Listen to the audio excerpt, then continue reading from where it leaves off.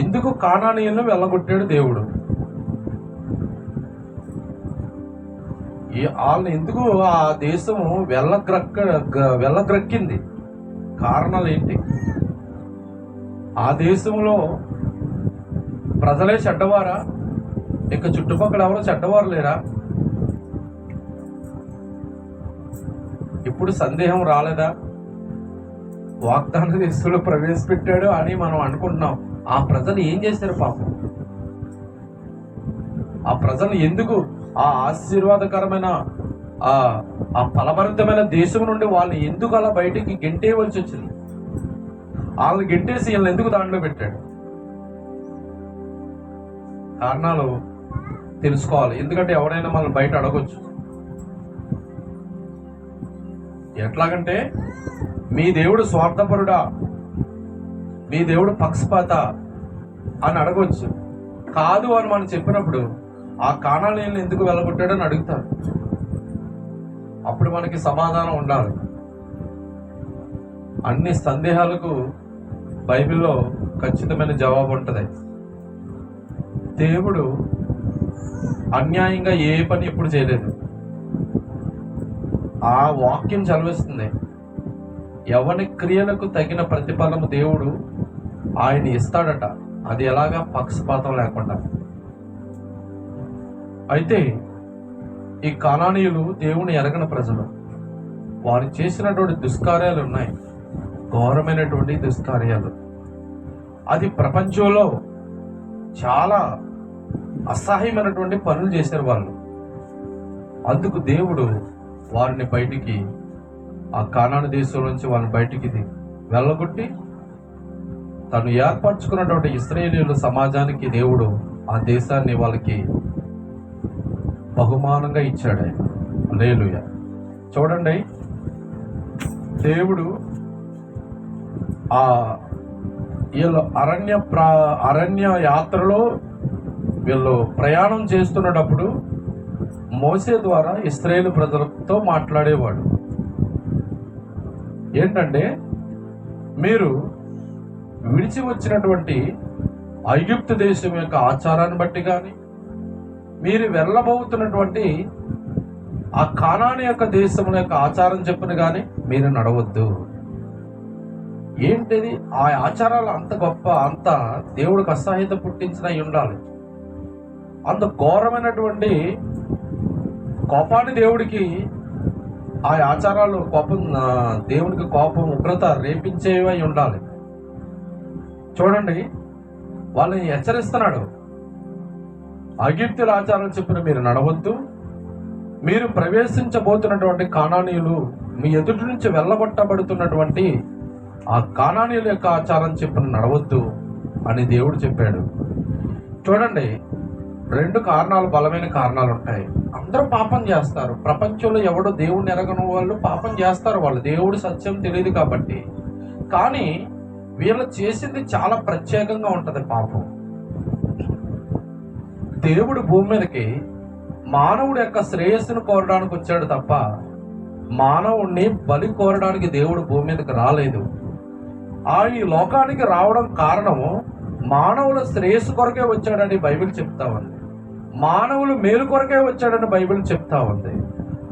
కాబట్టి మా దేవుడు ఎప్పుడూ ఎన్నడూ కూడా ఒక అబ్రహామును పరీక్షించడం విషయంలో తప్ప ఎవరిని నీ కుమారుణ్ణి, నీ కుమార్తెను నాకు బలిగా అర్పించని ఎక్కడ ఏ ప్రవక్తల గ్రంథంలో కానీ, ఏ లేఖనాలు పత్రికల్లోనూ కానీ, ఎక్కడ సువార్తల్లో కానీ ఎక్కడ మానవుణ్ణి బలి కోరుకున్నట్లుగా దేవుడు, ఆదియందు ఇశ్రాయేలు దేవుడు ఆ యేసునామాన్ని ధరించుకున్నటువంటి యేసుక్రీస్తు ప్రభువారు ఎక్కడ కూడా ఎవరిని బలి అడిగినట్టు కనపడలేదు. కానీ వాక్యం చెప్తుంది, నేను బలిని కోరేవాడిని కాదు, కనికరమును కోరుకునేవాడిని. హల్లెలూయా. దేవునికి కోపం తెప్పించడానికి కొన్ని కారణాలు ఉంటాయి. ప్రపంచ దేశంలో ఎన్నో దేశాలు ఉన్నాయి. ఆయన ఆజ్ఞాపిస్తే భూమి కలిగింది, ఆకాశం కలిగింది. ఆ ఇశ్రాయేలు ప్రజలు బయటికి తీసుకొచ్చి ఆయన కనబడే దేశము ఫలభరితమైన దేశంగా మారును గాక అంటే మారదా? ఎండిన భూమి కూడా నిష్ప్రయోజనమైనటువంటి భూమి కూడా ఆయన మాట పలికితే ఫలభరితంగా మారిపోతుంది. చెట్లు లేని మెట్ల మీద చెట్లు మలిపించగలడు, ఎడారిలో నదులను ప్రవచించగలడు, ఆ నిస్సత్తువు గల భూమిని సత్తువుగా మార్చగలడు. ఆయన మాటలో అంత శక్తి ఉంది. ఆ కానాను దేశాన్ని ఎందుకు ఇవ్వాలనుకున్నాడు? దానికి ఆ ప్రజలే సాక్ష్యం. ఏ ప్రజలు?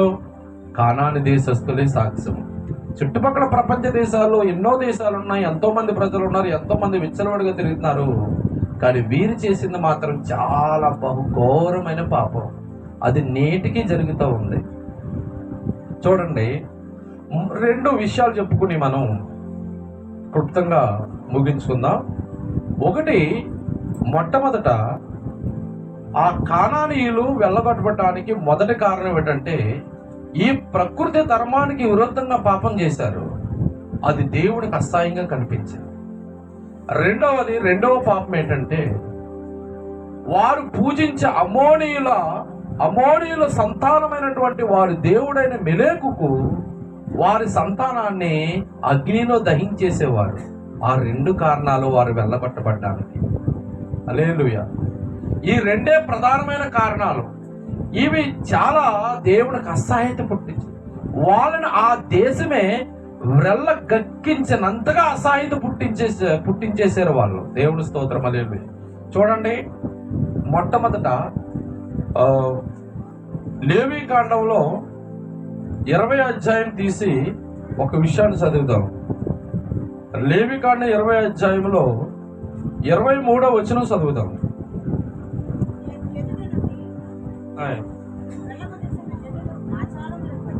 నేను మీ ఎదుట నుండి వెళ్ళగొట్టుచున్న జనముల ఆచారమును బట్టి నడుచుకోకూడదు. వారు అట్టి క్రియలన్నీ చేసిరి గనక నేను వారి యందు అసహాయపడి తిని. అసహాయత చూసారా? హల్లెలూయా. నేను మీ ఎదుట నుండి వెళ్ళగొట్టబడుచున్న జనముల ఆచారాలు బట్టి నడవకూడదు. వారు అట్టి క్రియలను చేసిరు కనుక నేను వారి యందు అసహాయపడి. ఏం చేశారు వీళ్ళు? ఎందుకు అసహాయత అలా వచ్చేసింది? దేవుడు వాళ్ళని పూర్తిగా ఒక్కడనే మిగల్చకుండా ఆ దేశంలో బయటికి వాళ్ళని త్రోసివేశాడంట. దేవుడి స్తోత్రం. హల్లెలూయా. చూడండి, అదే లేవియ కాండంలో 18వ అధ్యాయంలో 3వ వచనం చూద్దాం. 18:3.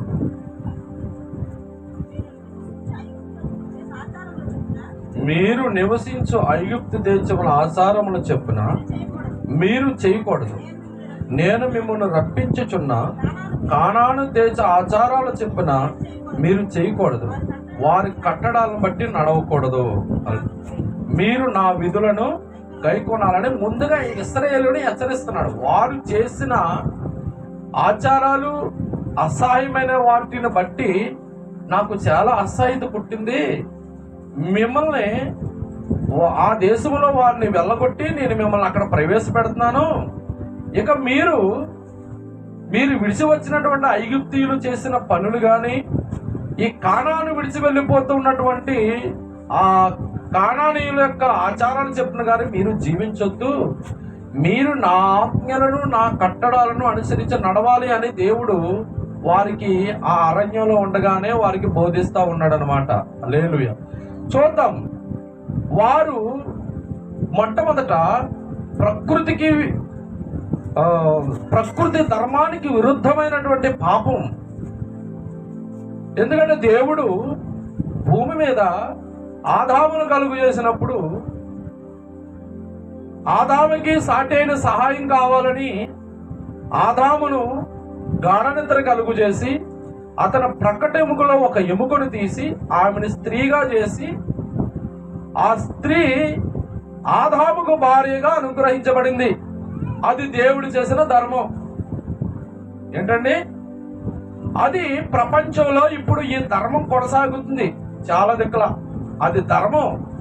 అది దేవుడు ఏర్పాటు చేసినటువంటి క్రియ. ఒక పురుషుడు ఒక పురుషుడికి ఒక స్త్రీకి వివాహం జరగాలి. ఇది ప్రపంచంలో ఉన్న ధర్మం.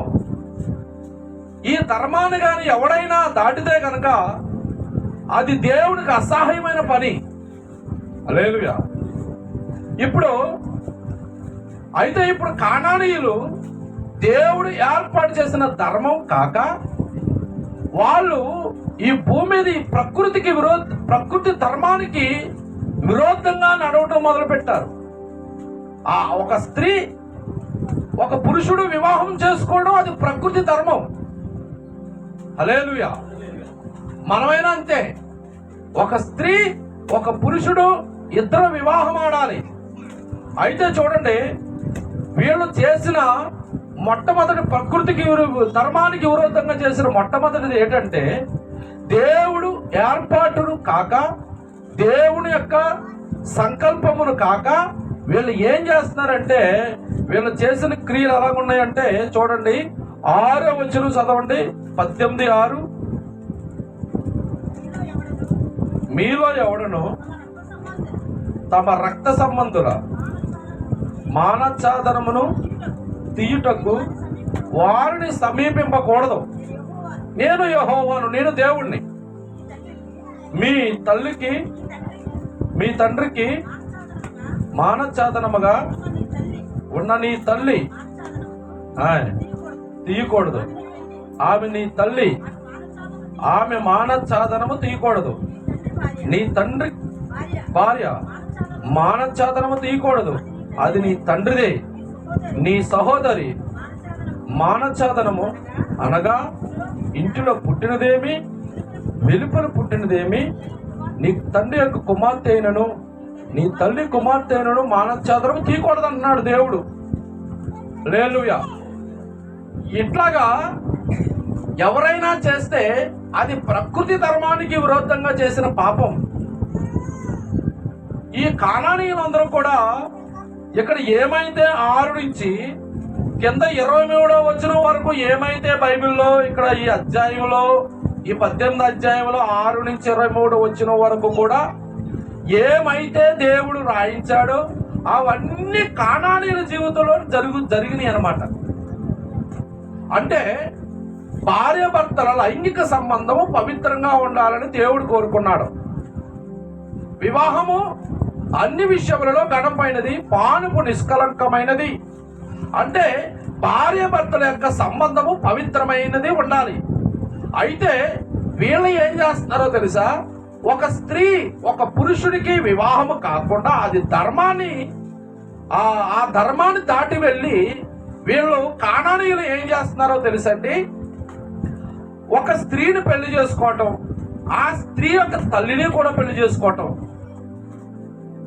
అది ప్రకృతి ధర్మానికి విరుద్ధమైన పాపం. అది దేవుడికి అసహ్యత పుట్టింది. ఈ రోజున చాలా మంది ప్రపంచంలో దేవుళ్ళని నమ్మిన వాళ్ళు, దేవుళ్ళని పూజించేవారు ఇలాంటి సంఖ్య ప్రపంచ దేశాల్లో కాకుండా మన భారతదేశంలో కూడా గొప్పగా కొనసాగుతుంది. ఈ అక్రమ లైంగిక సంబంధం నేటికి కొనసాగుతుంది. భక్తుల్లాగా అరటిపళ్ళు పట్టుకెళ్తాం, దేవుడి గుడికి కొబ్బరికాయలు పట్టుకెళ్తాం, బియ్యం పట్టుకెళ్తాం, కోడిగుడ్లు పట్టుకెళ్తాం, పువ్వులు పట్టుకెళ్తాం. నేను అందరిని ఉద్దేశించి మాట్లాడుతున్నాను, ఒక మతాన్ని ఉద్దేశించి కాదు, ఒక దేవుని ఉద్దేశించి కాదు, దేవుని నమ్మిన వాళ్ళందరి గురించి మాట్లాడుతూ ఉన్నాను. ఈ రోజున దేవుడి గుడికి కొత్త బట్టలు కట్టుకుని తలంటు స్నానం చేసి నుదుడు చక్కగా బొట్టు పెట్టుకుని ఒక మంచి స్టీల్ గిన్నెలో ఖరీదైనటువంటి అరటిపళ్ళు, ఖరీదైన పువ్వులు పట్టుకుని వెళ్తా ఉన్నారు ఈ రోజున. అదే చర్చిలు కూడా అలాగే వెళ్తా ఉన్నారు ఈ రోజున. చర్చిలకి మంచి మంచి పళ్ళు తెస్తారు, మంచి మంచి వాళ్ళకున్న తెచ్చి పెడతారు. అయితే ఈ రోజున సమాజంలో,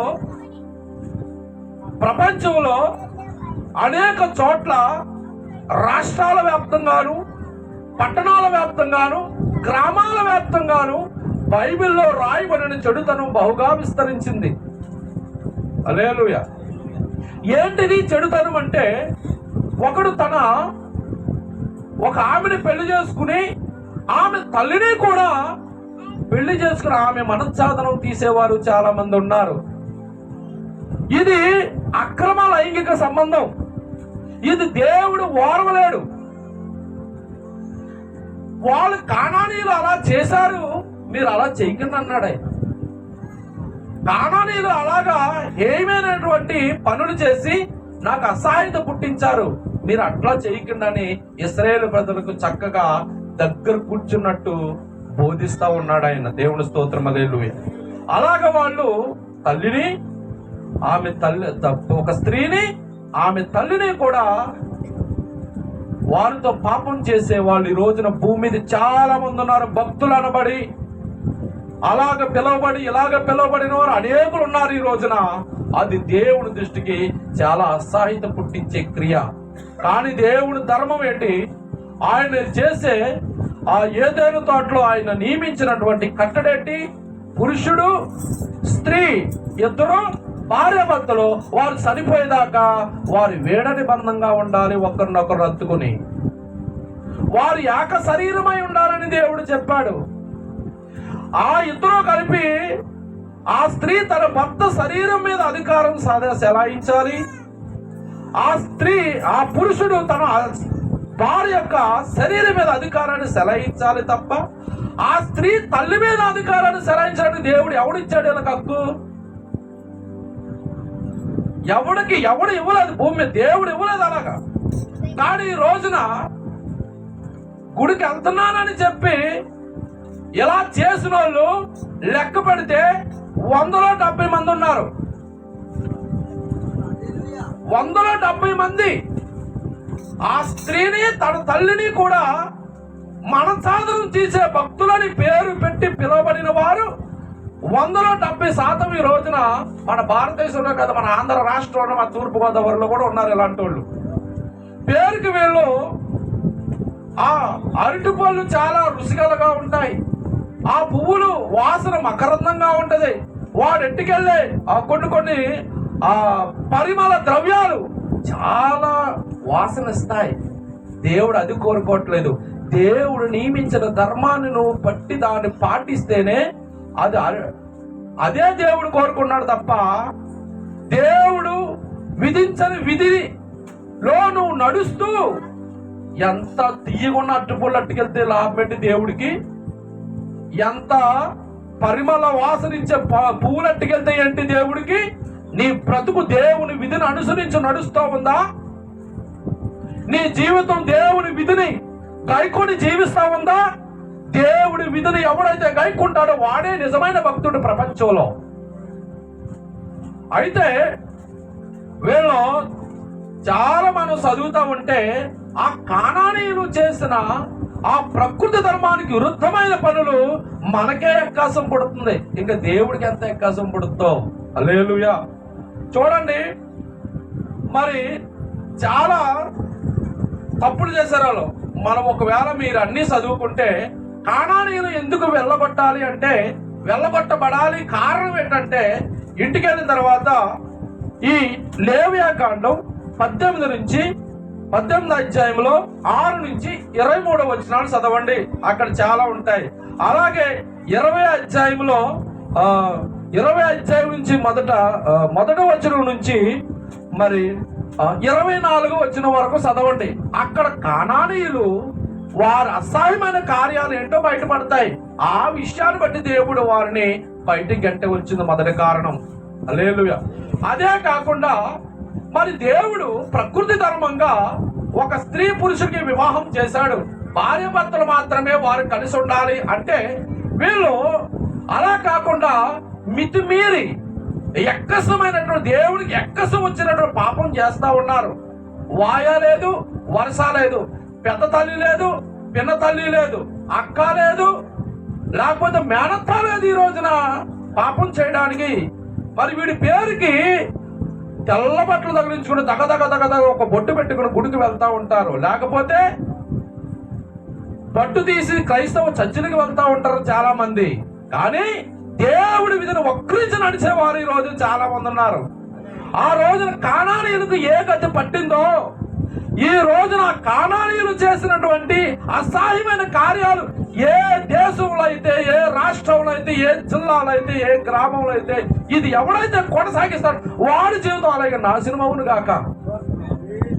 హల్లెలూయా. ఇది ఖచ్చితం. రాబోయే రోజుల్లో సొదొమ గొమొర్రా పట్టణాన్ని భస్మం చేసేశాడు దేవుడు. ఎందుకు భస్మం చేసేశాడు ఆయన? సొదొమ గొమొర్రా పట్టణం నాశనమైపోవడానికి కారణం ఏంటి?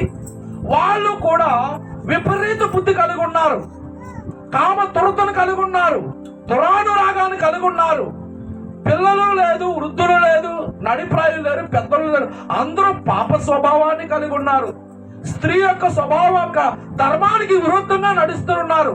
స్త్రీ స్వాభావిక ధర్మానికి విరుద్ధమైన మార్గంలో ఆ సొదొమ గొమొర్రా పట్టణస్తులు నడిచారు. అదే విధంగా ఈ కానానీయులు కూడా స్త్రీ యొక్క స్వాభావిక ధర్మానికి విరుద్ధంగా నడుస్తూ ఉన్నారు వీళ్ళు. హల్లెలూయా. చూడండి, మరి ఆ సొదొమ గొమొర్రా పట్టణంలో కాపురం ఉన్న లోతు దగ్గరికి వెళ్తే, ఆ లోతు అక్కడ పరదేశిగా అక్కడ ఆ ఏరియాలో గుడారం వేసుకుని అతను నివసిస్తా ఉన్నాడు. అయితే దేవుని దూతలు ఆ సొదొమ గొమొర్రా పట్టణాన్ని వేగు చూడటానికి వెళ్ళినప్పుడు ఆ దేశంలో నీతిమంతుడైన లోతు ఉన్నాడని లోతును దర్శించి ఆ లోతు ఇచ్చే ఆతిథ్యము తీసుకుని అక్కడ ఆ రాత్రి ఉండాలని లోతు పట్టుబడితే వాళ్ళు లోతు మనవి ఆలకించి అక్కడ ఉండేటప్పుడు ఆ సొదొమ గొమొర్రా పట్టణంలో ఉన్న మనుషులు లోతు ఇంటికి ఎవరో దూరదేశం నుంచి వచ్చారు మనుషులు, చాలా అందంగా ఉన్నారంట. అందంగా ఉంటే చాలు, మగాడైనా పర్లేదు, ఆడవాడైనా పర్లేదు, వాళ్ళకి అది అందంగా ఉంటే చాలు. దేవదూతలు అందంగా ఉంటారు కదా, మరి వాళ్ళు స్త్రీలు కాదండి, పురుషులే. దేవదూతలు చాలా అందంగా ఉంటాయి, వాళ్ళు అందంగా ఉంటారు. వాళ్ళు అలాగ అందంగా ఉన్న వాళ్ళు ఎవరో వచ్చారు లోతింటికి అని ఎవడో దారంట పోయినోడు చెప్పాడు అక్కడికి వెళ్ళి. అయితే ఏం చేద్దాం, ఈ రాత్రి వెళ్దాం ఉన్నాడంట. లోతు ఒక్కడే కదా, చెడమడ 4 తంతాడు పక్కన కూర్చుంటాడో, మన పని కానిద్దామని వాళ్ళు ఆ సొదొమ పట్టణం గొమొర్రా పట్టణం నుంచి ఎవరెవరు వచ్చారంట? పిల్లలు, వృద్ధులు, పెద్దోళ్ళు కూడా. అంటే చూడండి, వాళ్ళు విపరీత బుద్ధి. పిల్లలు కూడా స్త్రీ స్వాభావికమైన ధర్మానికి విరుద్ధంగా పాపం చేయడానికి వచ్చారు అక్కడికే. అందుకే ఆ దేశాన్ని అలాగే కాల్చేశాడు. ఈ రోజున కూడా ఒక గడ్డి పరక కూడా మొలిసి ఆనవాలేదంటే అంత కోపం వచ్చేసింది. దేవుడు విధించిన విధిని కాదని ఆ సొదొమ గొమొర్రా పట్టణం నడిచిన మార్గంలో ఆ దేవుని ఉగ్రత బలంగా కుమ్మరించింది. ఈ రోజుకి కూడా అక్కడ ఒక గడ్డి పరక కూడా మొలిసి ఆనవాళ్ళు లేదంట. ఇక ఎప్పటికీ మొలదంట అక్కడ సొదొమ. అలా కొన్ని ఆనవాళ్ళు ఉండిపోయినాయి, కొన్ని రుజువులు ఉండిపోయినాయి. దేవుడు చేసిన అద్భుత కార్యాలు రుజువులు లేకుండా దేవుడు ఏమని చేయలేదు. రుజువులు కలిగిన కార్యాలు దేవుడు ఆదిలో చేశాడు.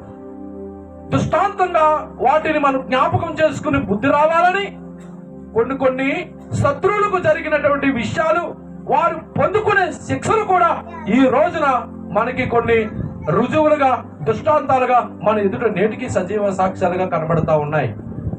హల్లెలూయా.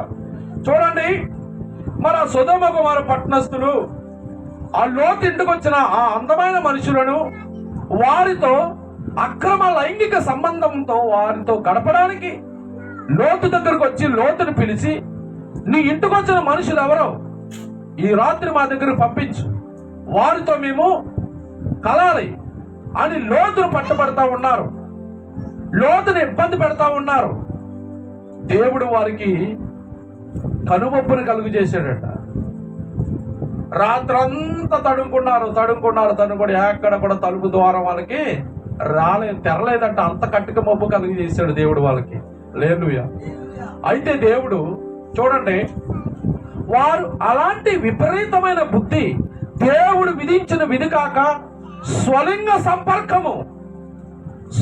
సంపర్కం అంటే పురుషుడితో పురుషుడు సైనించుట.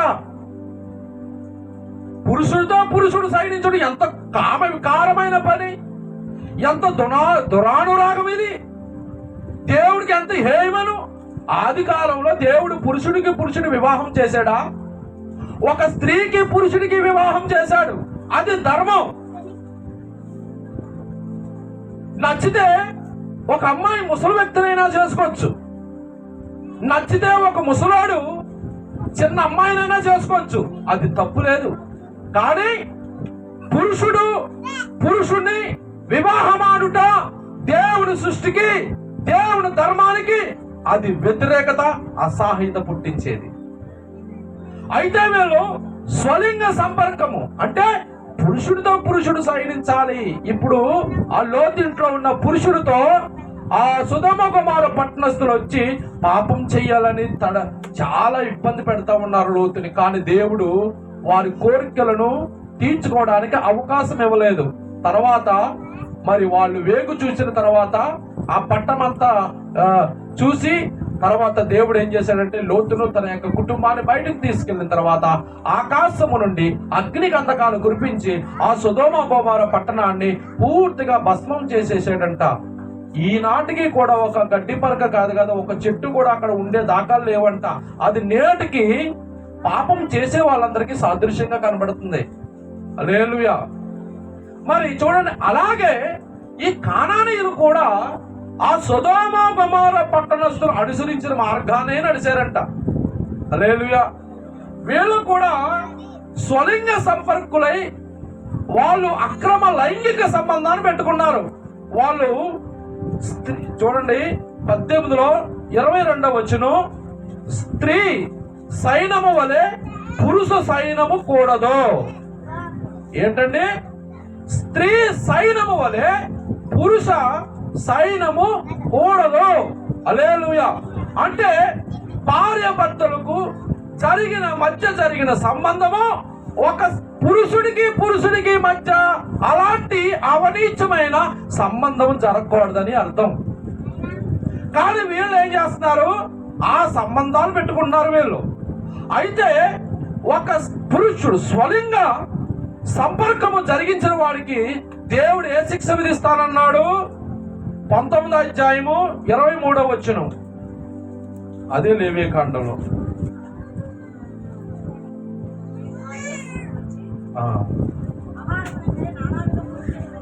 20వ అధ్యాయం అండి. 20వ అధ్యాయంలో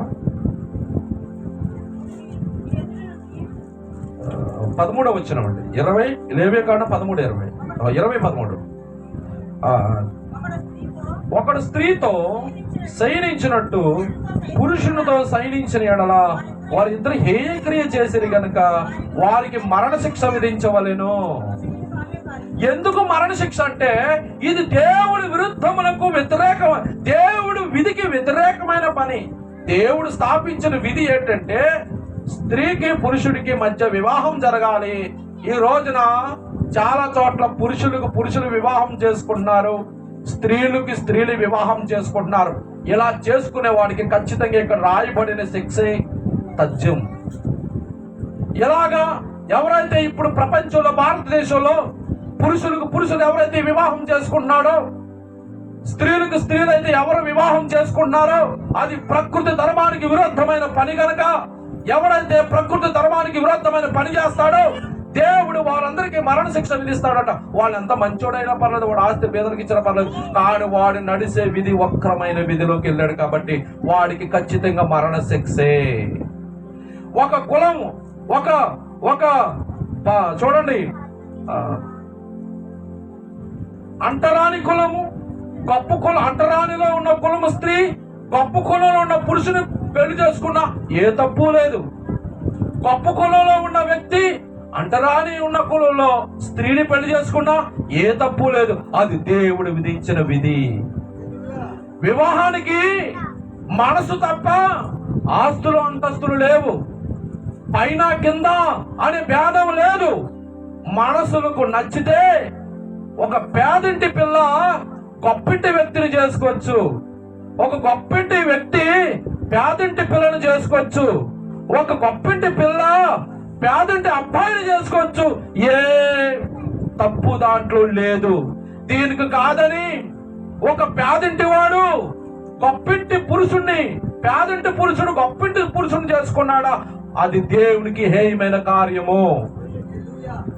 ఒక గొప్పింటి పురుషుడు ఒక పేదింటి పురుషుడు చేసుకున్నాడా అది దేవునికి వ్యతిరేకమైన కార్యము. దేవుడు విధించిన విధిలో పేద స్త్రీ ఉన్న పురుషుడిని చేసుకోవచ్చు, ఒక ఉన్నతమైన పురుషుడు పేద స్త్రీని చేసుకోవచ్చు, ఉన్నతమైన స్త్రీ ఒక పేద పురుషుడిని చేసుకోవచ్చు. దాంట్లో ఏ తప్పు లేదు. దాన్ని ఎవడో అడ్డగించడానికి ప్రపంచంలో ఎవడి వల్ల కాదు. అది దేవుడు విధించిన విధి. ఇది కాక ఆ విధినికి ఒక్కరుగా నడిచిన వారికి మరణ శిక్ష విధిస్తానన్నాడు. ఈ రోజున ప్రపంచంలో ఇలాంటి ఎవడైతే ఉన్నాడో, ఏ మతంలో అయితే ఎవడున్నాడో, ఏ దేవుని పూజించేవాడైనా సరే వాడికి మరణ శిక్ష. వాడి దేవుడైనా సరే వాడిని రక్షించడం చాలా అసాధ్యమైన పని. ఎందుకంటే ధర్మశాస్త్రాలు దేవుడు రాయించాడు. ఇలాంటి విధి వక్రమైన మార్గంలో నడిచిన వాడికి ఖచ్చితంగా మరణ శిక్ష ఉంటుందని. ఇలాంటి వక్రమైన మార్గంలో కానానీయులు నడిచారు. ఇది దేనికి విరుద్ధం అంటే దేవుడు విధించిన ప్రకృతి ధర్మానికి విరుద్ధమైన మార్గాన్ని అనుసరించారు గనక అది మొట్టమొదటి తప్పు. వాయ లేదు, వర్ష లేదు, పిన్న లేదు, పెద్ద లేదు, బంధువు లేదు, బంధుత్వం లేదు, ఏమీ లేకుండా మృగాల్లాగా. అలాగే ఇంకో ఘోరమైన తప్పేడు చెప్పిన పురుషుడికి పురుషుడే కాకుండా ఇంకా ఘోరమైన తప్పేడు చెప్పమంటారా? దేవుడు మండిపోయే తప్పు. ఒక పురుషుడు జంతువుతో సైనించడమే మహాపాపం. ఇది ఇంకా తప్పు. జంతువులు ఈ రోజున కోతులు ఉన్నాయనుకో, కోతి నక్క కూడా వెళ్ళదు. మగ కోతి ఆడ నక్క కూడా వెళ్ళడం ఎప్పుడైనా చూసామా? ఎక్కడా లేదే.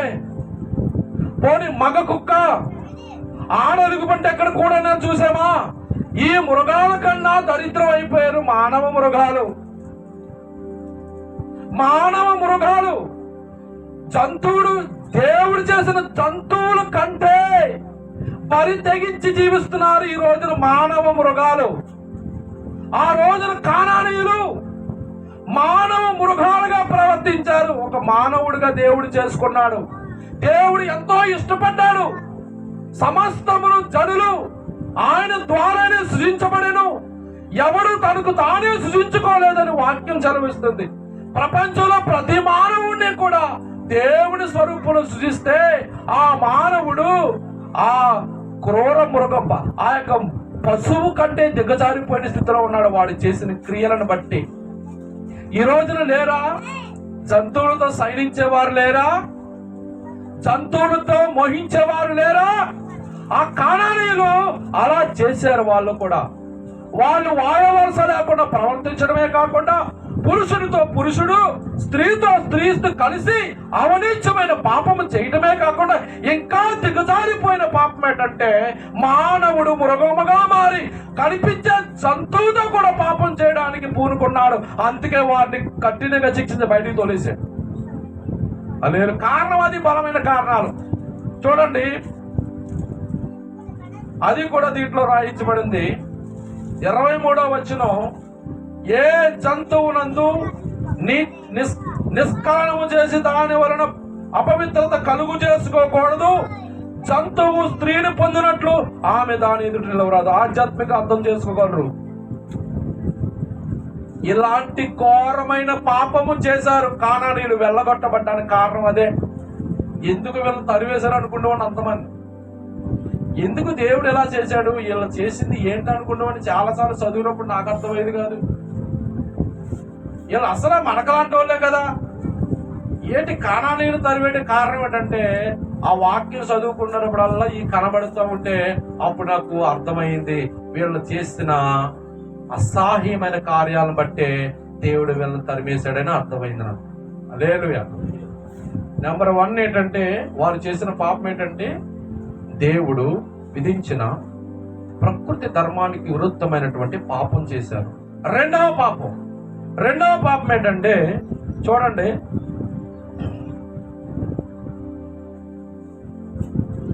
రెండవ పాపం ఆ లేవికాండం 18వ అధ్యాయంలో 21వ వచనం,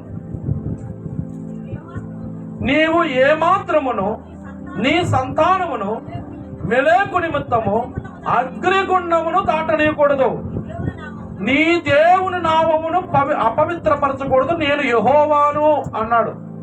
ఇప్పుడు రెండవ తప్పు ఏంటి? మొదటి పాపం ప్రకృతి ధర్మానికి విరుద్ధమైన పాపం. రెండవ పాపం ఏంటంటే ఏం చేశాడండి? ఏం చేశారు వాళ్ళు? చూడండి, ఇశ్రాయేలీయులకు చెప్తా ఉన్నాడు వారు చేసింది రెండో తప్పు. కానానీయులు చేసిన రెండో తప్పు గురించి ఇశ్రాయేలీయులకు చెప్తున్న మొదటి తప్పు చెప్పాడు, మీరు వాళ్ళ ఉండకంటే మొదటగా.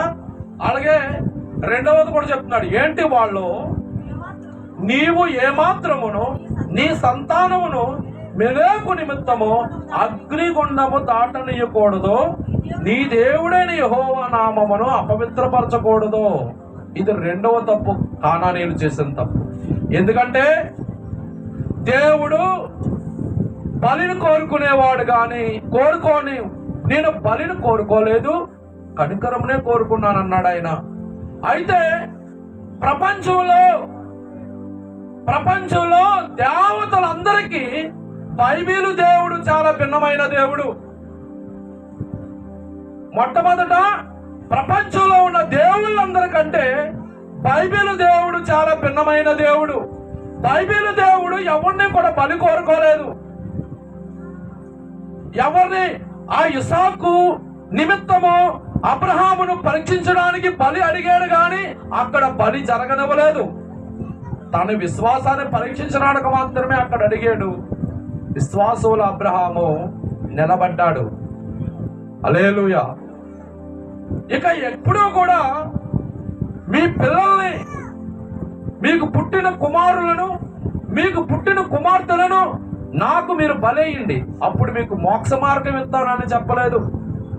అయితే కానానీయులు చేసిన పని ఏంటంటే, అమోనీయులు దేవుడైన మెలేకు దేవత, ఈ మెలేకు దేవతకి బలిపీఠాలు కట్టి, ఉన్నతమైనటువంటి కొండల మీద బలిపీఠాలు కట్టి, అక్కడికి తీసుకెళ్లి అగ్నిగుండాలు వేయించి, ఆ అగ్నిగుండాలు పిల్లల చేత దాటించి, ఆ అగ్నిగుండంలో ఆ మెలేకు దేవతకి ప్రాణార్పణంగా పోసేసేవారు పిల్లల్ని. ఎంత ఘోరమైన పాపం చూడండి.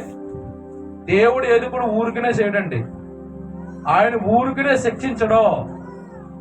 దానికి బలమైన కారణాలు ఉంటేనే కానీ దేవుడు ఊరికనే. ఇలాంటి బలమైన కార్యాలు ఉన్నాయి కానానీయుల జీవితంలో దేవుడి చేత శిక్షించబడ్డానికి. చూడండి, వాళ్ళు అలా చేసేవారు కనుక మీ పిల్లల్ని మెలేకు దేవతకి మీరు అగ్నిగుండాలు దాటించొద్దు, వారికి మీ పిల్లలను అగ్నిలో వాళ్ళకి దహన బలి ఇచ్చేసేవారంట, అగ్నిలో దహించేసేవారంట. అంత నమ్మకంగా నమ్మేవారంట. ఏమండి, కొన్ని సంవత్సరాల కిందటో, 3 సంవత్సరాల కిందటో, 4 సంవత్సరాల కిందటో ఒక వార్త విన్నది మన రాష్ట్రం.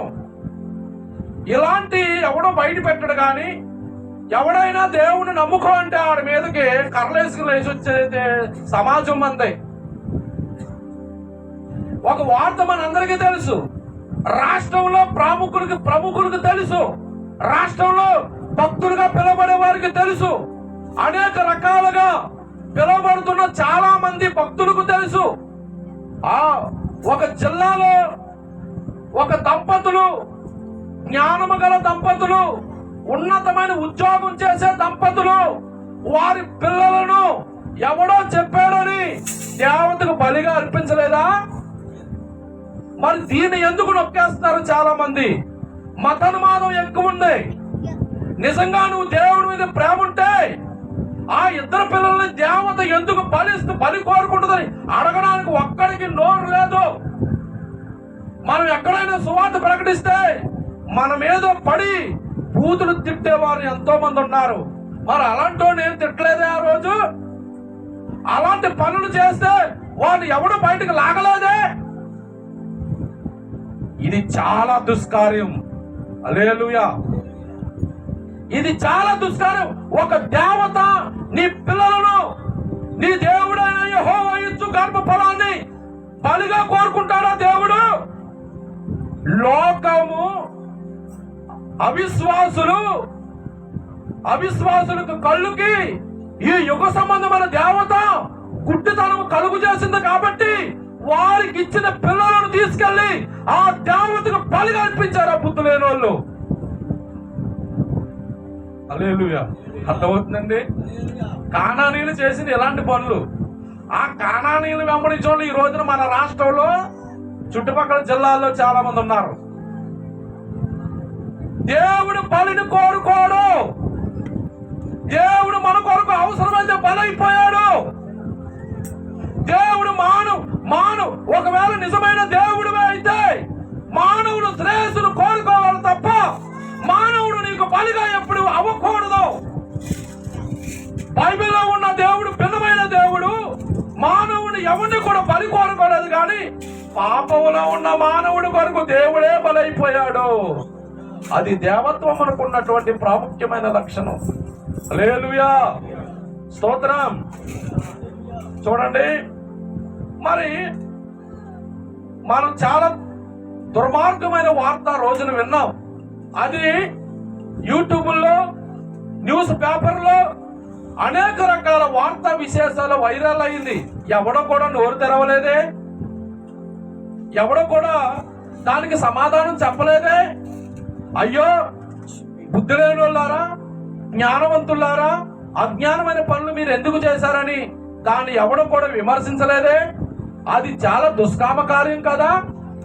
ఒక దేవతకు నీ పిల్లల్ని అర్పించాడు, అది తప్పు కాదా? నిజంగా నువ్వు అలా కోరుకుంటే ఆడే మానవుడు శ్రేయస్సు కోరుకునే దేవుడా? ఎవడో బలి కోరుకుంటే వాడు మానవుడు శ్రేయస్సు కోరుకునే దేవుడు కాదు, మనల్ని తినే దేవుళ్ళు. బతికించేతనన్నారు మళ్ళా. ఈ వార్త కింద ఎట్టుగు ఎక్కడ బతుకుతారు? మరణము జీవము ప్రభు అయిన యెహోవా చేతిలో ఉన్నాయి. బతికించడానికి వీళ్ళెవరు? మాంత్రికులు ఎవరు బతికించడానికి? సోదగాండ్రు బతికించగలరా? మాంత్రికులు బతికించగలరా? మంత్ర ప్రయోగులు బతికించగలరా? ఒక చచ్చిన వాడిని ఎవరి తరం కాదు. జీవ మరణములు ప్రభు అయిన యెహోవా వశములో ఉన్నవే. ఒకరిని బ్రతికించాలన్నా ఆయన ద్వారానే, ఒకరిని మృతు నొందించాలన్నా దేవుని ద్వారానే తప్ప ఈ లోపల ఏ మంత్ర ప్రయోగం ద్వారా, కొడుకు ద్వారా అది జరగని పనే అని దేవుడు ఖచ్చితంగా రాయించాడు. ఇలాంటి చాలా ఘోరమైన పనులు చేసి మెలెకు అనే అమోనీయుల దేవతకు వారు పిల్లలను, కానానీయులను అగ్నిహోత్రములో దహించేసేవారు. హల్లెలూయా. మీరు అలా చేయకుండా సుమి అని ఇశ్రాయేలు ప్రజలకు చెప్పాడు దేవుడు. వాళ్ళు అలాంటి నీచమైన కార్యాలు చేశారు. అయితే చూడండి, మొట్టమొదటిది ప్రకృతి విరుద్ధ ధర్మానికి చేసిన పాపం, అక్రమ లైంగిక సంబంధం వల్ల. రెండవది వారి పిల్లల్ని అమోనీయుల దేవుడైన మెలెకు దేవతకి బలిగా అర్పించడం వల్ల దేవుడు చాలా అసహాయపడ్డాడు. అందుకే ఆ దేశం నుంచి వారు తరమబడ్డారు. ఒకవేళ ఎవడైనా అడిగాడు అనుకోండి, ఏ మతం వదన్నా, దీన్ని మనం క్లుప్తంగా చెప్పచ్చు. దేవుడు పక్షపాతంగా ఏది చేయుడు, అన్యాయంగా ఏమి చేయడు, ప్రజలందరికీ ఉపకారి అయిన దేవుడు, ఆయన ఎవరికి అపకారం చేయుడు అని మనము క్లుప్తంగా చెప్పే ధైర్యాన్ని బైబిల్ గ్రంథం మనకిస్తుంది. క్లుప్తంగా చెప్పొచ్చు ఎవరికైనా. మనం ఇలాగ కొన్ని పట్టుకుని సగం చదువుకుని చాలా మంది మనం ప్రశ్నించవచ్చు. ప్రతి ప్రశ్నకు జవాబు దేవుని గ్రంథంలో రాయించాడు. సమాధానం లేకుండా బైబిల్ ఏ ప్రశ్నకి సమాధానం లేకుండా లేదు. ప్రతి ప్రశ్నకు బైబిల్లో సమాధానం ఉంది. దేవుడు జరిగించిన కార్యాలకు, దేవుడు చేసిన సమస్తములకు, ప్రతి దానికి బైబిల్లో సమాధానం ఉంది. సమాధానం లేకుండా బైబిల్ లేదు. అలాంటి గొప్ప కృప బైబిల్ ద్వారా దేవుడు మనకిచ్చాడు. చూడండి, అయితే మరి అంటున్నాడు, ఇప్పుడు మరలా ఇశ్రాయేలులోకి వద్దాం. ఇప్పుడు వరకు కానానీయులు వారు చేసినటువంటి పనులను బట్టే వాళ్ళు ఆ దేశం నుండి వెళ్ళగొక్కబడ్డారు. ఇప్పుడు ఆ కానాని దేశాన్ని ఇశ్రాయేలు ప్రజలకు ఇస్తారన్నాడు కాబట్టి దీంట్లోంచి కానానీయులు బయటికి వెళ్ళగొట్టాడు. దేనివల్ల మనకు ఇప్పుడు తెలిసింది? దేనివల్ల తెలిసిందంటే వాళ్ళు బయటకు పోయారని కారణాలు ఉన్నాయి కదా. ఊరికినే వాళ్ళని బయటికి పంపలేదు. వాళ్ళు చేసిన చెడుతనము, దేవుడికి అసహాయత పుట్టింది భయంకరమైన 2 చెడుతనాలు. ఆ చెడుతనాలను బట్టి దేవుడు వాళ్ళని బయటికి గెంటాడు. వాళ్ళకి కఠినమైన శిక్షను విధించాడు. తాను ఏర్పాటు చేసుకున్నటువంటి, తాను ఎన్నుకున్నటువంటి ఇశ్రాయేలు ప్రజల్ని తీసుకొచ్చి ఆ ఫలభరితమైన దేశంలో ప్రవేశపెట్టక ముందు వాళ్ళకి చెప్పాడు, మీరు ఎట్లాంటి అలైంగిక అక్రమ సంబంధాలతో మీరు జీవించకండి, జంతువులు సైనం చేయొద్దు, వాయ వరుస లేకుండా బ్రతకొద్దు, నేను విధించిన ధర్మం ప్రకారంగా మీరు నడవండి, నా ఆజ్ఞలు నా కట్టడాలు నడవండి. మీరు ఆ దేశంలోకి వెళ్ళిన తర్వాత ఆయన అరణ్యంలో ఉండగానే వాళ్ళకి ఎన్నో రకాలుగా బోధించాడు దేవుడు. సరే, మనందరికీ తెలుసు, మోసే చనిపోయిన తర్వాత వాళ్ళు యెహోషువ కెప్టెన్గా ఒక నాయకుడుగా ఉండి వాళ్ళందరూ కూడా ఆ వాగ్దాన దేశమునకు నడిపించబడ్డారు. అయితే చూడండి, దేవుడు చెప్పాడు, ముందే చెప్పాడు, మీరు విడిచి వచ్చిన ఐగుప్తుల దేశముల ఆచారం చెప్పును గాని మీ నుండి వెళ్ళగొట్టబడుతున్న కానానీయుల దేశపు ఆచారం చెప్పును గాని నడవద్దని వాళ్ళు ఇంకా ప్రవేశించక ముందే చెప్పాడు. వాళ్ళు చేసిన దుష్కార్యాలు, వాళ్ళు చేసినటువంటి ప్రతి నీచమైన దేవునికి అసహ్యత పుట్టించే ప్రతి దురాక్రమణ పాపాన్ని బట్టి ఇశ్రాయేలులకు చెప్పి మీరు వారి వలె చేయొద్దని వీళ్ళకి ఆ వాగ్దాన దేశాన్ని బహుమానంగా ఇచ్చాడు. చూడండి, మొట్టమొదట ఆ మెలేకు దేవతకి బలిపీఠం కట్టించిన ఒక మహాజ్ఞాని, ఆ జ్ఞాని పేరే సొలొమోను. హల్లెలూయా. ఒక మహాజ్ఞాని. ఆ 1వ రాజుల గ్రంథం 11వ అధ్యాయము 7వ వచనం చూద్దాం. ఆ వ్యక్తి ఏం చేశాడో.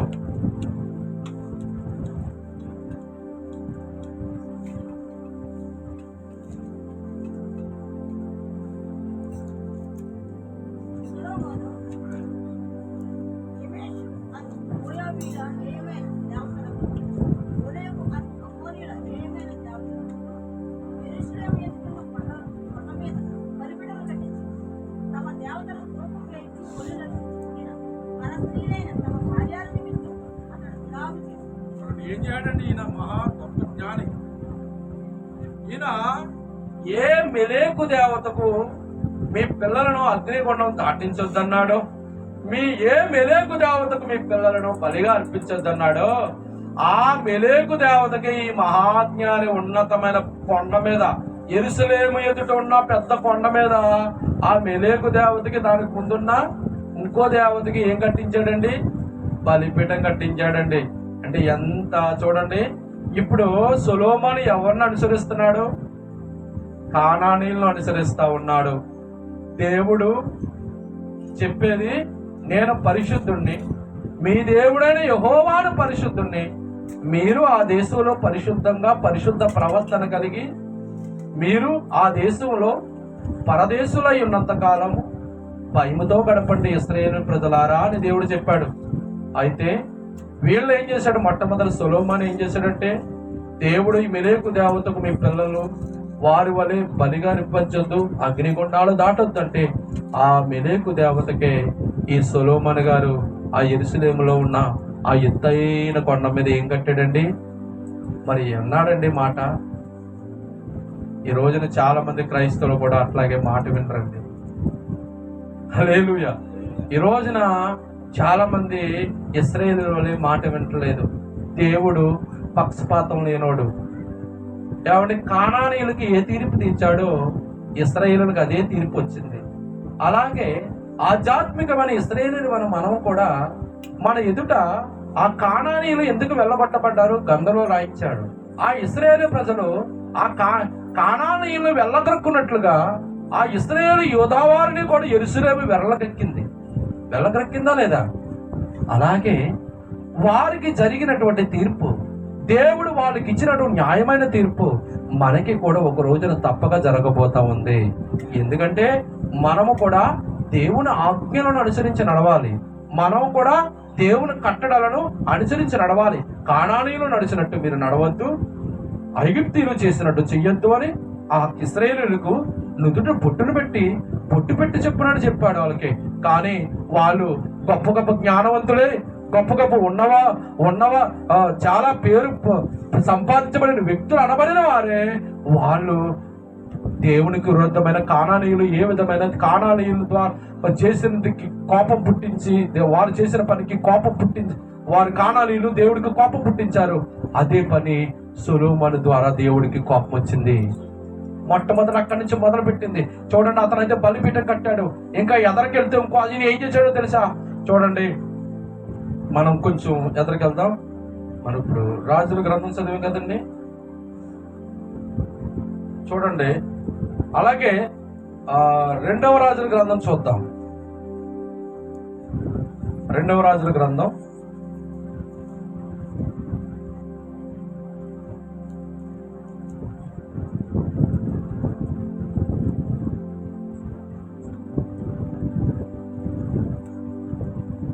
16వ అధ్యాయం తీద్దాం. రెండవ రాజు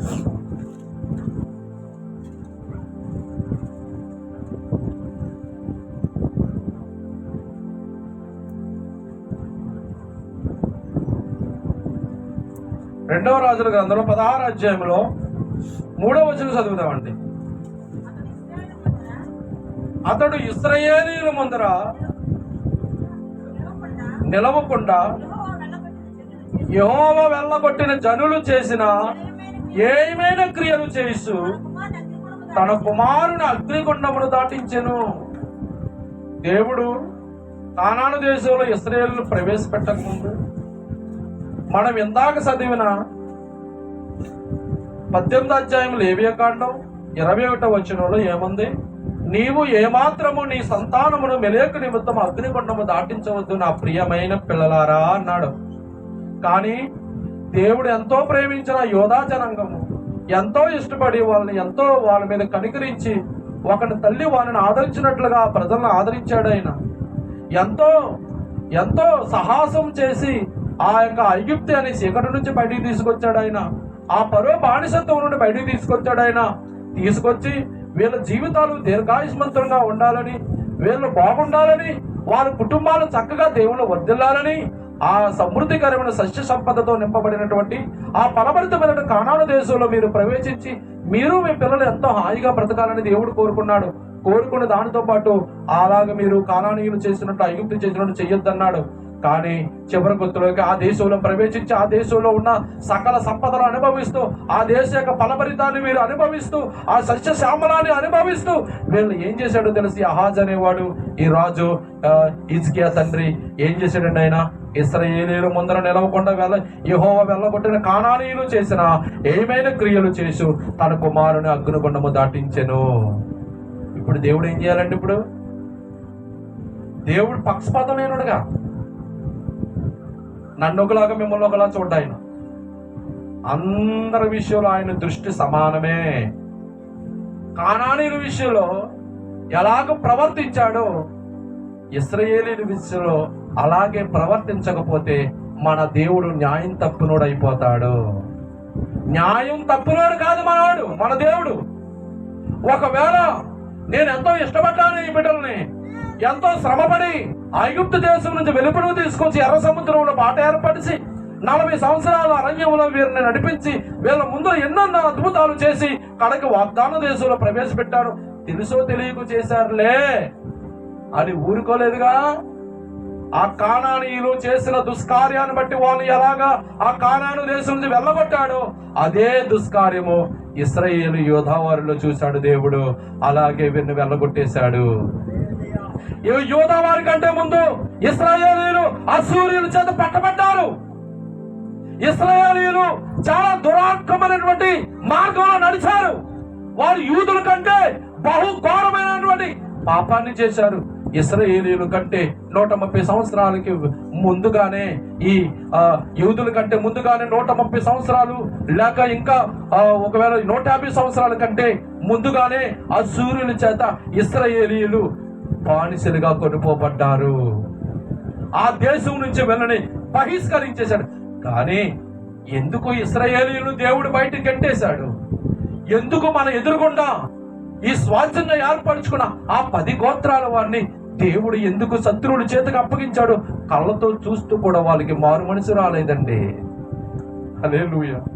కళ్ళతో చూస్తున్నారు. ఇశ్రాయేలుకి ఏ గతి పట్టింది? ఆ రెహబాము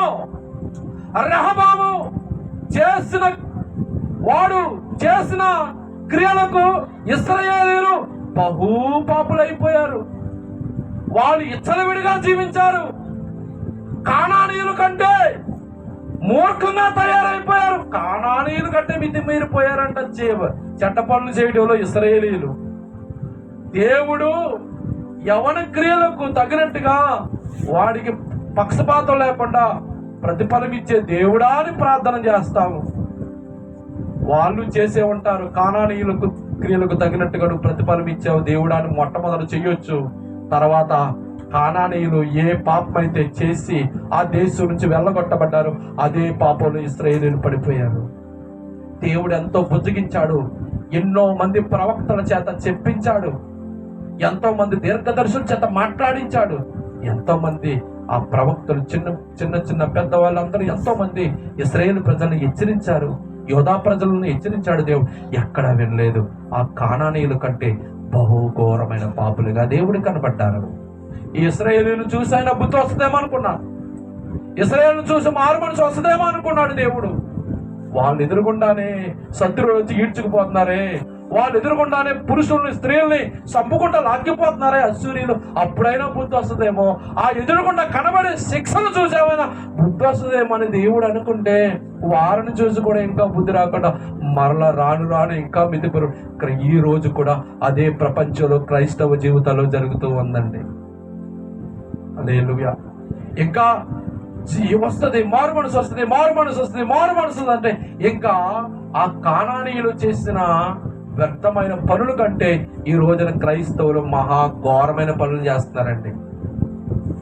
క్రైస్తవులే చాలా హేయమైన పనులు. నేను ప్రభువుని నమ్ముకున్నానని, నేను దేవుని పెట్టనని, కానానీయులు చేసిన క్రియల కంటే ఘోరమైన క్రియలు చేసిన క్రైస్తవులు లేరండి, ఉన్నారు. వాళ్ళందరికీ కానానీయులకు తీర్పును తీర్చిన దేవుడు, ఇశ్రాయేలు యోధా వారికి తీర్పును తీర్చిన దేవుడు, మనలాగా కానానీయుల వలె మనం గాని జీవిస్తే ఖచ్చితంగా ఆ తీర్పు దేవుడు మన మీదకి ఖచ్చితంగా విడుదల చేయబోతా ఉన్నాడు. పక్షపాతం లేదు. ఇశ్రాయేలుకు చెప్పాడు, 2 కారణాలను బట్టి కానానీయులు వెళ్ళగొట్టబడ్డారు, అలా మీరు జీవించొద్దన్నాడు. ఈయన ఏం చేశాడు, వీళ్ళు ఏం చేశారు, ఆ మెలకువ వీళ్ళు కూడా పర శరీరానుసారులై ప్రవర్తించారు. రోమాపత్రిక 1:27 అటువలే చూడండి, కానానీయులు పర శరీరానుసారులై ప్రవర్తించారు, పురుషులతో పురుషులు సైనించారు, స్త్రీలకు స్త్రీలు సైనించారు, మనుషులు జంతువులతో సైనించారు కానానీయులు. అలాగే దేవుడు ఏర్పాటు చేసుకున్న ప్రజలు కూడా ఆ కానానీయులు ఏమి అభ్యాసించారో వీళ్ళు కూడా అభ్యాసించారు. వారు చేసిన క్రియలు రోమాపత్రికలో అపోస్తలుడైన పౌలు ద్వారా బయలుపెట్టాడు. ఎవడు దేవుడు ఎవరిని కప్పిపెట్టడండి. దేవుడు ఎవడు చేసిన పాపాన్ని దాయుడని బహిర్గతం చేసేస్తాడు ఆయన. దేవుడు పాపాలను కప్పిపెట్టే దేవుడు కాదండి. చాలా మంది అనుకుంటారు భక్తులు పాపం చేయలేదని మనల్ని అడుగుతారు. భక్తులు పాపం చేస్తే భక్తులు పాపాన్ని ఎందుకు రాయించాడు? ఆడు పాపాన్ని బయట పెట్టడానికి రాయించాడు. చాలా మంది క్వశ్చన్ వేస్తారు, వాళ్ళ పాపం చేయలేదా, లోతు పాపం చేయలేదా, దావీదు చేయలేదా, ఇలా చేయలేదా, అలా చేయలేదంటే వాళ్ళ పాపాన్ని దేవుడు కప్పెట్టినప్పుడు మనల్ని అడగాలి. కప్పెట్టలేదుగా. వాళ్ళు చేసిన ప్రతి మంచి చెడును కూడా బైబిల్లో రాయించాడు.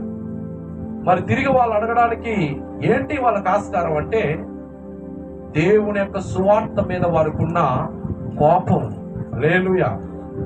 చూడండి, రోమా 1:27 చూడండి, వీళ్ళు కూడా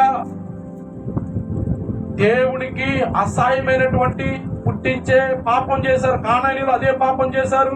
ఇశ్రాయేలీయులు కూడా, యూదులందరూ కూడా వాళ్ళు ఏ విధంగా ఆ పురుష సంయోగంతో, జంతు సంయోగంతో ప్రకృతి ధర్మానికి ఏ విధంగా విరుద్ధంగా పాపం చేశారో వీళ్ళు కూడా అదే పాపం చేస్తున్నారు. చూడండి,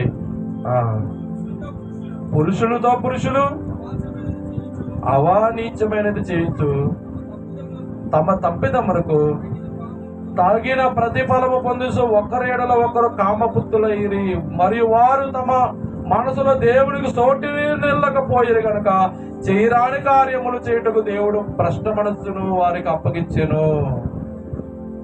చేయరాని కార్యాలు కానానీయులు చేశారు. అలాంటి మీరు చెయ్యొద్దు నాయన అని ఎంతో బొద్దిగించాడు. వాళ్ళు వాయవలస లేకుండా ప్రవర్తించారు. ఈ ఇశ్రాయేలీయులు కూడా, పురుషులు కూడా స్త్రీ యొక్క స్వాభావికమైన ధర్మాన్ని విడిచి పురుషులతో పురుషులు అవనీచమైన చేయొచ్చు తమ తప్పిదానికి తగిన ప్రతిఫలాన్ని పొందుకున్నారంట. ఎవరండి? దేవుని ప్రజలే. దానితో పాటు ఈ అహాజ్ అనేవాడు మెలేకు దేవతకి తన కుమారులను అగ్నిగుండము దాటించి ఆ అగ్నిగుండంలో ఆ దేవతకి తన పిల్లలను దహించేశాడు. ఎంత ఘోరమైన పాపం అండి. దేవుడు బలిని కోరుకోలేదు. ఇలాగ చేశాడనే ఆ కానానీయుల్ని తరిమేశాడు.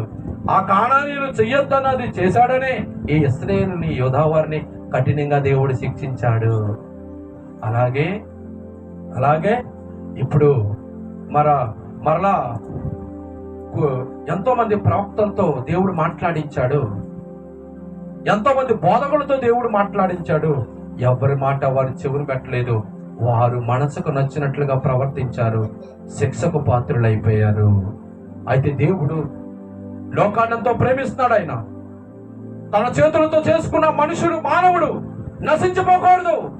వాడు ధర్మశాస్త్రానికి వ్యతిరేకంగా పాపం చేసి మరణ శిక్ష తెచ్చుకోకూడదు అని దేవుడు ఎంతో తన కృపను ప్రపంచంలోని మానవులందరి మీద కుమ్మరించడానికి తహతహలాడిపోయాడంట 2020 సంవత్సరాల కిందట.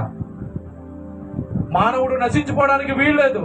మానవుడు ధర్మశాస్త్రానికి విరుద్ధంగా పాపం చేసి నాశనానికి పోవడానికి వీల్లేదని దేవుడు తన చిత్తము యుగ యుగములకు మరుగు చేయబడినటువంటి మర్మమును యేసుక్రీస్తు ద్వారా ఈ భూలోకానికి పంపించాడు. ఆయన ఈ భూలోకానికి వచ్చి పాపంలో ఉన్న మానవుల ఎడల చూడండి, ఆయన వచ్చి ఇదిగో మీరు వ్యర్థమైన వాటికి బలులు అర్పించారు, నేను భూమి ముందుకు వచ్చాను, ఈ రోజున మీరు శ్రేష్ఠులైన వారు నా దగ్గర తీసుకొచ్చి వాళ్ళ పీకలు నరికేయండి అనలేదు యేసు ప్రభు. వారి కొరకు తిని పళ్ళుతో పొడిపించేసుకున్నాడు. వారు మనందరి పాపాలు తీయడానికి ఘోరమైన శిక్షను అనుభవించాడు. ఆయన ఎంతో వేదన, ఎంతో బాధను ఆయన మనకు అనుభవించి ప్రపంచంలో ఉన్న మానవుడి పాపమునకు ఆయన చేసిన త్యాగం వలన విమోచన దొరికింది ఈ రోజున లోకంలో. హల్లెలూయా. అయితే ఈ రోజున అబ్రహాముకు చేసిన వాగ్దానము, నిన్ను బట్టి సమస్త వంశములని ఆశీర్వదించబడనని దేవుడు కొన్ని వేల సంవత్సరాల కింద అబ్రహాముకు వాగ్దానం ఇచ్చాడు. అయితే ఇశ్రాయేలు ప్రజలు చేసిన పాపమునకు, ఆ పాపమునకు వచ్చే వారి జీవితం మరణం అనుభవించకుండా ఇశ్రాయేలు కొరకు ఆయన కిందకు దిగి వచ్చాడు.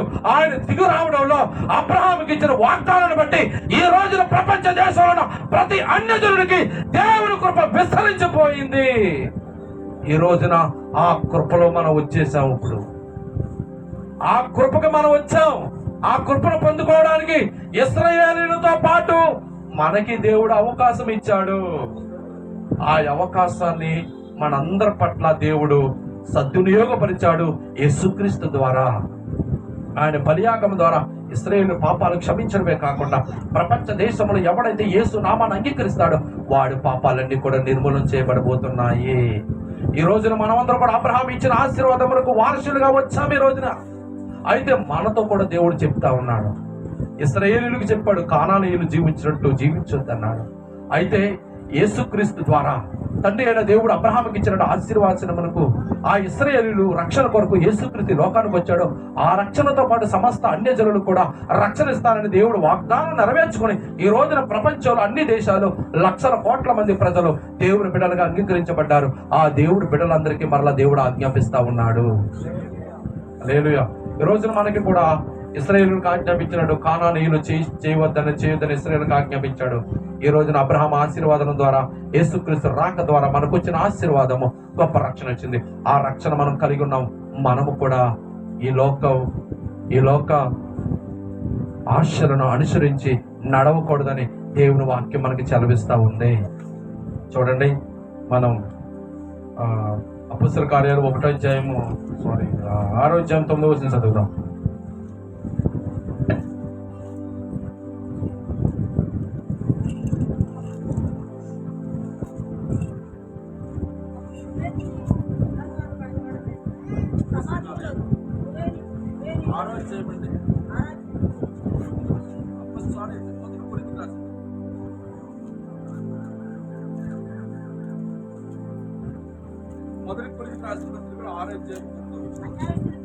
చూడండి, అన్యాయస్తులు దేవుని రాజ్యమునకు వారసులు కానేరు.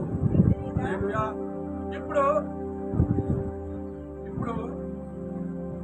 దేవుడు కానాను దేశంలో ఇశ్రాయేలును ప్రవేశపెట్టక ముందు కానానీయులు అభ్యాసించిన క్రియలు కానీ, మీరు విడిచి వచ్చిన ఐగుప్తు దేశాల ఆచారాలు కానీ మీరు వెంబడించవద్దన్నాడు.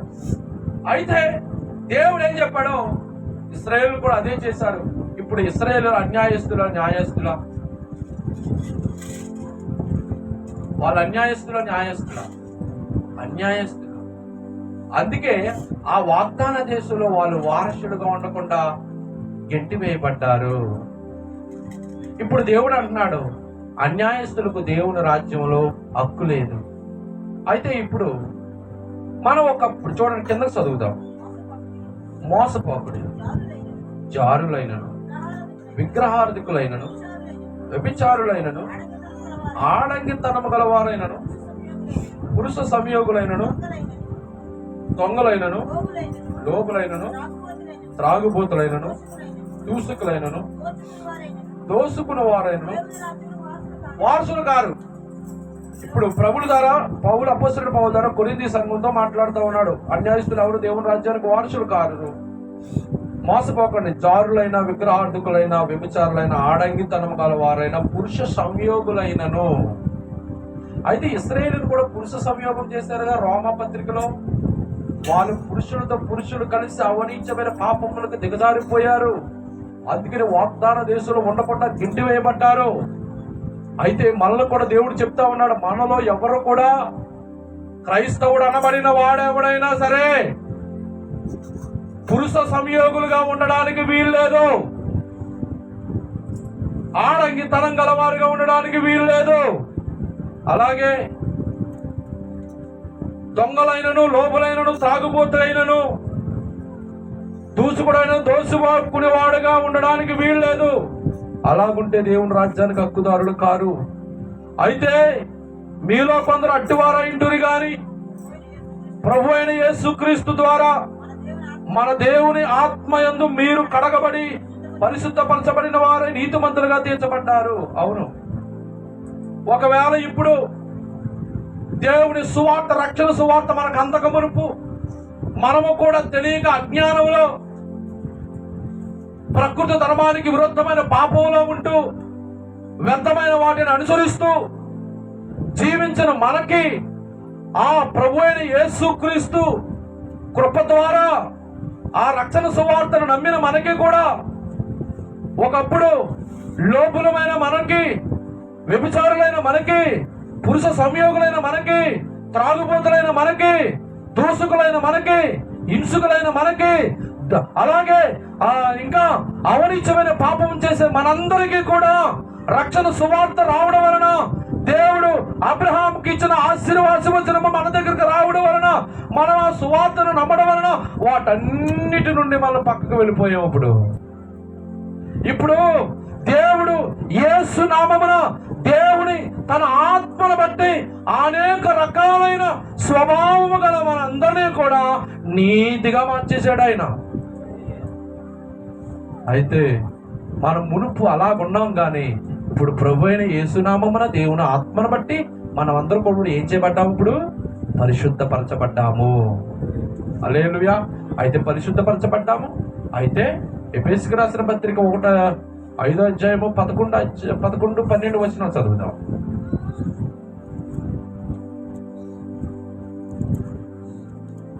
ఎఫెసీయులకు రాసిన పత్రికలో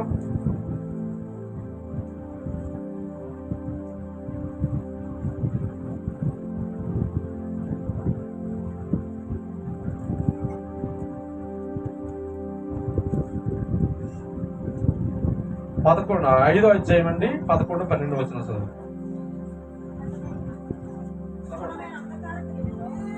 నిష్ఫలమైన అంధకార క్రియలను పారువారైండక వాటిని ఖండించండి. ఏంటి అంధకార క్రియలు? నిష్ఫలమైనవి. ఇందాక కొరింథీయులకు రాసిన పత్రిక 6వ అధ్యాయంలో 9 నుంచి అక్కడ చాలా నిష్ఫలమైన అంధకార క్రియలు ఉన్నాయి. ఇప్పుడు మనం అందరం కూడా యేసు నామమునందు ప్రభు అయిన తండ్రి అయిన దేవుని ఆత్మ ద్వారా మనందరం ఏం చేయబడ్డామండి? పరిశుద్ధపరచబడ్డాం. పరిశుద్ధపరచబడిన తర్వాత మనందరం ఇప్పుడు దేవుడు ఏం చేయాలని చెప్తున్నాడు?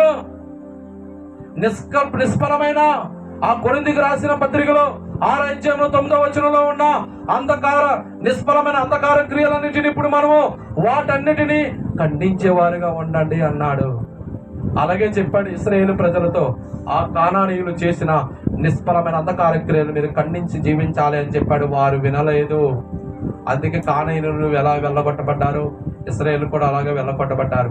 అదే మాట మనకే చెప్తా ఉన్నాడు. మనము జరిగించినటువంటి ఏమైనా క్రియలన్నిటి నుంచి దేవుడు మనల్ని విడిపించాడు కాబట్టి ఇప్పుడు మనం ప్రభువైన యేసు తండ్రి అయిన దేవుని ఆత్మ ద్వారా పరిశుద్ధపరచబడ్డాం కాబట్టి మనం వెలుగునొద్దకు వచ్చాం కాబట్టి వెలుగులో ఉన్నాము. క్రీస్తు మన పైన ప్రకాశించుతున్నాడు కాబట్టి మంచి ఏదో చెడు ఏదో గ్రహించగలిగే జ్ఞానం మనకి ఇచ్చాడు కాబట్టి ఇప్పుడు అంధకారమైన క్రియలంటూ వెలుగు సంబంధమైన క్రియలేంటో తేడాగా కనబడుతున్నాయి ప్రభువైన దేవుని వాక్యం ద్వారా. హల్లెలూయా. అయితే వాక్యము మనతో మాట్లాడినప్పుడు మనం ఇప్పుడు ఏం చేయాలా? నిష్ఫలమైన అంధకార క్రియలన్నింటినీ మనం వాటిలో పాలువారై ఉండక వాటిని మనం ఏం చేయాలంటాడు దేవుడు? ఖండించాలి. ఖండించినట్లయితే దేవుడు మనకు సిద్ధపరిచిన మహా ఆశీర్వాదాలలోకి మనం ప్రవేశించబోతాం. లేకపోతే అక్కడి నుంచి అక్కడికి వెనక్కి వెళ్ళిపోతాము. అక్కడి నుంచి అక్కడికి వెనక్కి వెళ్ళిపోవాల్సిన అవసరం ఉంటుంది. ఇశ్రాయేలు అలాగే ఎలాగ వెళ్ళారో అలా వెనక్కి వచ్చేసారు. హల్లెలూయా.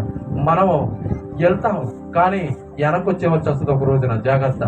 మనం కూడా ప్రభు అయిన యేసునామం ద్వారా తండ్రి అయిన దేవునాత్మ ద్వారా మనం అంధకార నిష్ఫలమైన క్రియలన్నింటి నుంచి కూడా మనము విడిపించబడి పరిశుద్ధపరచబడ్డాం కనుక మనం వాటిని ఇప్పుడు ఖండించేవారుగా ఉండాలి.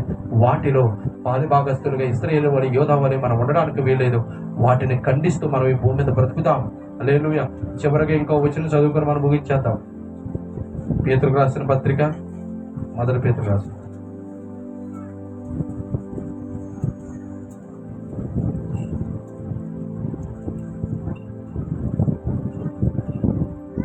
మొదటి పేతురుకు రాసిన పత్రికలో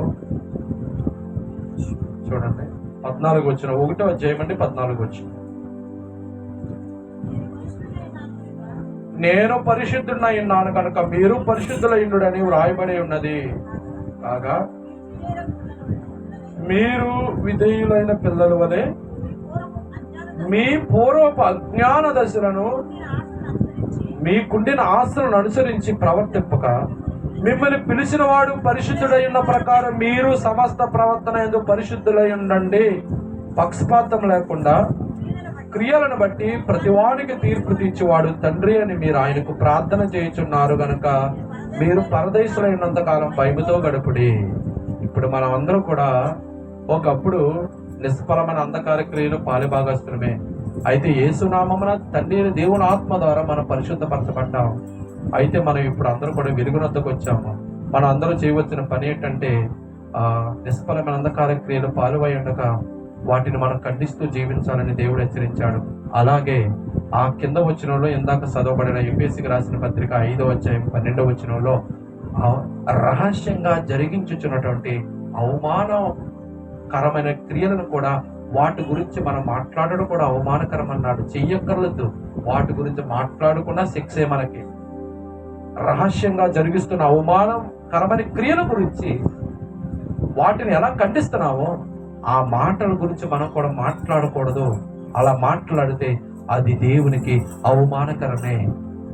అలాగే పేతురుకు రాసిన పత్రికలో అయితే నేను పరిశుద్ధులైన కనుక మీరు పరిశుద్ధులుగా ఉండండి, మీరు విధేయులైన పిల్లల వలె మీ పూర్వపు అజ్ఞాన దశలో మీకున్న ఆశలను అనుసరించి ప్రవర్తింపగా మిమ్మల్ని పిలిచిన వాడు పరిశుద్ధుడైన ప్రకారము మనందరూ కూడా సమస్త ప్రవర్తన యందు పరిశుద్ధంగా ఉండాలి.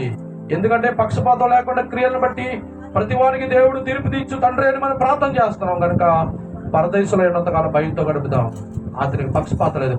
ఒకవేళ ఈ రోజున మరి కానానీయులు అభ్యసించినటువంటి దురాచారాలను మీరు చేయకుండా అని ఇశ్రాయేలుని యోధా వారిని హెచ్చరించారు. కానీ వారు వినలేదు.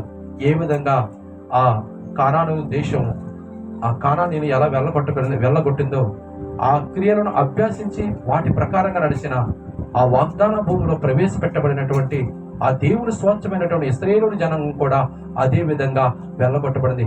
ఎందుకంటే పక్షపాతం లేకుండా దేవుడు ప్రతివానికి తీర్పు తీర్చే దేవుడు. అలాగే ఆయన పరిశుద్ధమైన పిలుపుతో మనం పిలుచుకున్నాడు.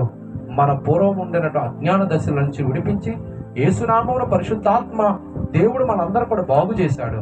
అయితే ఇప్పుడు మన తండ్రి అయిన దేవుడు, కుమారుడైన యేసుక్రీస్తు పరిశుద్ధుడైన ప్రకారము మనం కూడా పరిశుద్ధంగా జీవించాలన్నాడు.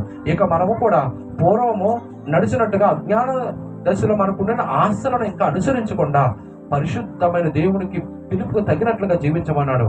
అలా జీవించకపోతే పక్షపాతం లేకుండా క్రియలు తీర్చే దేవుడని మనం ప్రార్థన చేస్తాం. అలాగే మనము ప్రార్థన చేస్తున్నాం. మనం కూడా ఈ భూమి మీద మనము ఆ వాగ్దానాన్ని, ఆ పరలోక రాజ్యం చేరుకునే వరకు కూడా పరదేశులైనంత కాలము భయముతో మనందరూ జీవించాలి అని దేవుడు హెచ్చరిస్తా ఉన్నాడు. హల్లెలూయా. అయితే ఒకవేళ ఆయన చెప్పినట్టుగా నడవకపోతే కానానీయులకి ఏ విధంగా శిక్ష వచ్చిందో వారు చేసిన పాపాన్ని బట్టి, వారిని అనుసరించి నడవద్దని ఇశ్రాయేలు నడిచి ఏ విధంగా శిక్షకు పాత్రులయ్యారు, అలాగే ఈ తరంలో ఈ అంచె దినాల్లో దేవుని యొక్క ఆశీర్వచనాన్ని బట్టి ఇశ్రాయేలును రక్షించడానికి వచ్చిన యేసునామము ద్వారా ఆ యొక్క గొప్ప ఆశీర్వాదాలు అన్యజనులను మనకి కూడా గొప్ప రక్షణ వచ్చింది. మనము కూడా పాపం నుండి విమోచించబడ్డాం. దేవుడు మనతో చెప్తా ఉన్నాడు, మనము పూర్వము అనుసరించినటువంటి అజ్ఞాన దశలో ఉన్న ఆ హేయమైనటువంటి క్రియలను మీరు ఇంకా అనుసరించి నడవద్దు. నేను మిమ్మల్ని పిలిచిన వాడు పరిశుద్ధుడైన ప్రకారము మీరు సమస్త ప్రవర్తన యందు పరిశుద్ధంగా ఉండండి. పరదేశులమై ఉన్నంతకాలం ఈ రోజు క్రీస్తు కొరకు, క్రీస్తు బిడ్డలుగా ఈ భూమి మీద మనం అందరూ కూడా భయముతో మన క్రైస్తవ జీవితాన్ని కొనసాగిస్తే దేవుడు గొప్ప ఆశీర్వాదాన్ని త్వరలో మనకి ఇవ్వబోతున్నాడు. దాని కొరకు మనం పొందుకోవాలంటే మన ఎదుట పెట్టిన ఆ కానానీయులను అనుసరించి చేసిన పాపము, ఆ ఇశ్రాయేలీయులు ఏ విధంగా శిక్షను పొందారో ఆ శిక్షను మనం జ్ఞాపకం చేసుకుంటూ మన పవిత్రమైన ప్రవర్తన కాపాడుకుంటూ ఈ భూమి మీద గడపవలసే కృప దేవుడు మనకు అనుగ్రహించాలని లేచి చిన్న ప్రార్థన చేసుకుందాం.